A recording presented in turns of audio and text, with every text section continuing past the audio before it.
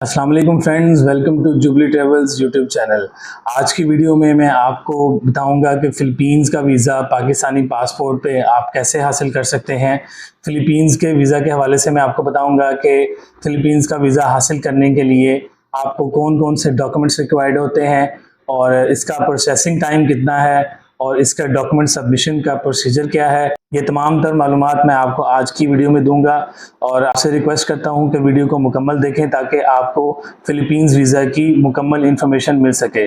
और डिटेल में जाने से पहले आप लोगों से रिक्वेस्ट है कि काइंडली हमारे यूट्यूब के चैनल को सब्सक्राइब कर दीजिएगा ताकि हर आने वाली लेटेस्ट वीडियो आप तक पहुँच सके। फ़िलीपींस के हवाले से मैं आपको बताता चलूँ कि फ़िलीपींस एक बहुत ही खूबसूरत कंट्री है।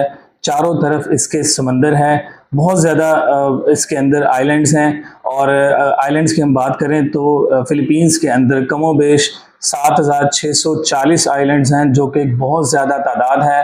और हर साल यहाँ पे लाखों की तादाद में लोग सफ़र करते हैं, ट्रैवल करते हैं, क्योंकि फ़िलीपींस एक बहुत ही खूबसूरत कंट्री है। यहाँ का जो वेदर है वो ट्रॉपिकल होता है और यहाँ का बात करें कि नेचुरल ब्यूटी तो वो भी बहुत ज़्यादा है, क्योंकि एक आइलैंड कंट्री है तो आपको बहुत ज़्यादा खूबसूरती यहाँ पे देखने को मिलती है।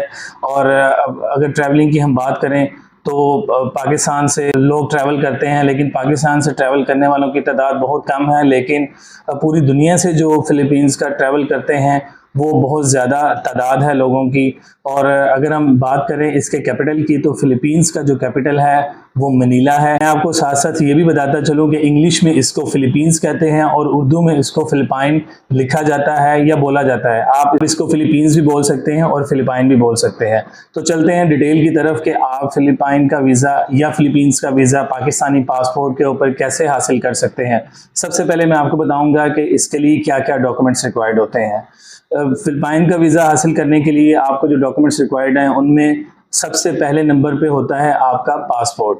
पासपोर्ट की आपकी वैलिडिटी 6 मंथ से ज़्यादा होनी चाहिए। 6 मंथ से अगर आपकी वैलिडिटी कम है तो आप अपना पासपोर्ट रिन्यू करवा के अपना वीज़ा अप्लाई कर सकते हैं। और इसके अलावा आपके पासपोर्ट के 2 पेजेस जो हैं वो ब्लैंक होने चाहिए, ताकि एक पेज के ऊपर आपका वीज़ा लग जाए और दूसरे पेज के ऊपर स्टैंप्स लग जाए। दूसरे नंबर पे है पिक्चर्स। पिक्चर्स आपकी पासपोर्ट साइज़ की होनी चाहिए, जिसकी बैकग्राउंड जो है वो वाइट होनी चाहिए।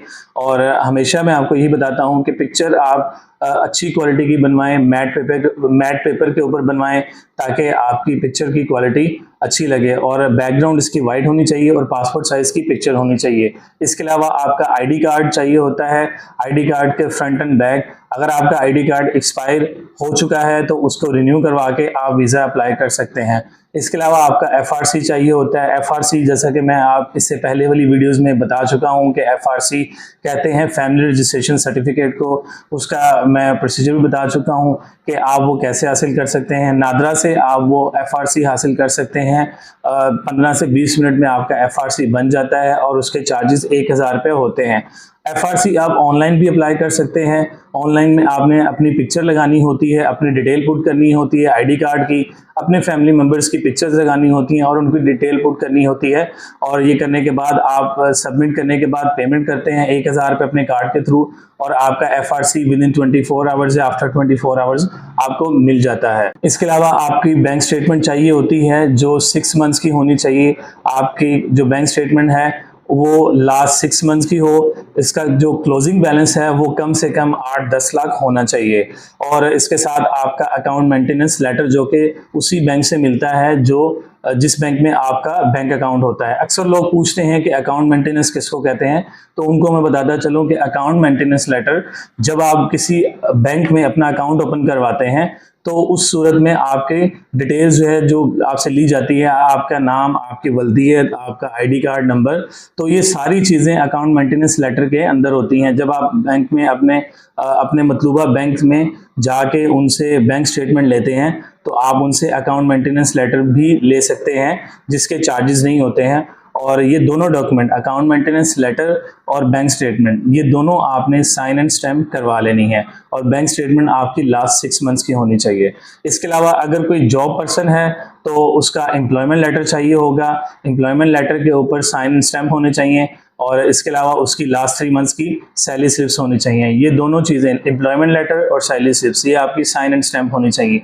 एम्प्लॉयमेंट लेटर का मैं आपको थोड़ा सा बता दूं कि कुछ लोग एम्प्लॉयमेंट लेटर के अंदर जस्ट अपना नाम, वल्दियत और डेजिग्नेशन लिख के वो निकलवा लेते हैं, प्रिंट निकलवा लेते हैं। लेकिन आपने क्या करना है, आपने अपना एम्प्लॉयमेंट लेटर, उसमें डिटेल्स जो जो डालनी है वो मैं बता देता हूं कि डिटेल आपकी मुकम्मल होनी चाहिए कि आपका नाम क्या है, आपकी वल्दियत क्या है, आईडी कार्ड नंबर क्या है, किस डेट से आपने ज्वाइनिंग की है, आप परमानेंट एम्प्लॉय हैं, टेम्परेरी एम्प्लॉय हैं या कॉन्ट्रैक्ट बेस के ऊपर हैं।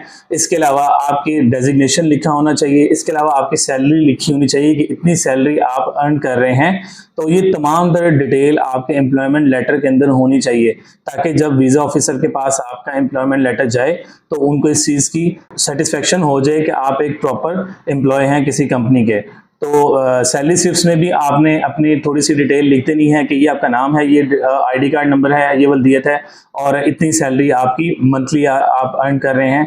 और ये सैलरी का जो मंथ है वो मई है, जून है, जुलाई है, कोई भी है, वो उसके ऊपर लिखा होना चाहिए। तो ये दोनों डॉक्यूमेंट, एम्प्लॉयमेंट लेटर और सैलरी स्लिप्स, ये आपने साइन एंड स्टैम्प करवा लेने हैं और कंपनी के लेटर हेड के ऊपर। अक्सर लोग सादे पेज के ऊपर एम्प्लॉयमेंट लेटर बनवा के सैलरी स्लिप्स निकलवा लेते हैं और साइन स्टैम्प भी नहीं करवाते हैं, तो ये डॉक्यूमेंट्स एम्बेसी में एक्सेप्ट नहीं होते हैं। इसीलिए आपने एम्प्लॉयमेंट लेटर और सैलरी स्लिप्स, ये दोनों चीज़ें आपने कंपनी के लेटर हेड के ऊपर साइन एंड स्टैम्प करवा लेने हैं और कलर प्रिंट निकलवा के साइन एंड स्टैम्प करवाने हैं। आगे चलते हैं। इसके अलावा आपका जो पुलिस कैरेक्टर सर्टिफिकेट, ये बहुत ज़रूरी डॉक्यूमेंट है फिलीपीन के वीज़ा के लिए। पुलिस कैरेक्टर सर्टिफिकेट जो कि आपके सराउंडिंग में जो पुलिस स्टेशन है, जो आपको पुलिस स्टेशन लगता है आपके एरिया का, वहाँ से आपने अपना पुलिस कैरेक्टर सर्टिफिकेट बनवाना है। वो बनवाने के बाद आपने उसको मिनिस्ट्री ऑफ फॉरेन अफेयर्स से अटेस्ट करवा लेना है। ये डॉक्यूमेंट जो पुलिस कैरेक्टर सर्टिफिकेट और इसके अलावा आपका FRC, ये दोनों डॉक्यूमेंट आपने मिनिस्ट्री ऑफ फॉरेन अफेयर्स से अटैच करवा लेने हैं। अगर आप अपनी बैंक स्टेटमेंट भी मिनिस्ट्री ऑफ फॉरेन अफेयर्स से अटैच करवा लें तो ये बहुत बेहतर होगा, क्योंकि काफ़ी सारी एम्बेसीज में आपके ये जो 3 डॉक्यूमेंट हैं, FRC, बैंक स्टेटमेंट और आपका जो पुलिस कैरेक्टर सर्टिफिकेट, ये मिनिस्ट्री ऑफ फॉरेन अफेयर्स से अटेस्टेड ही मांगते हैं। तो अगर आप फिलीपींस का वीज़ा अप्लाई कर रहे हैं उसके लिए आपका पुलिस कैरेक्टर सर्टिफिकेट और आपका FRC और आपकी बैंक स्टेटमेंट, ये मिनिस्ट्री ऑफ फॉरेन अफेयर्स से आपने अटेस्ट करवा लेनी है। अब आगे चलते हैं, बिजनेस पर्सन्स के लिए क्या क्या फर्दर डॉक्यूमेंट्स चाहिए।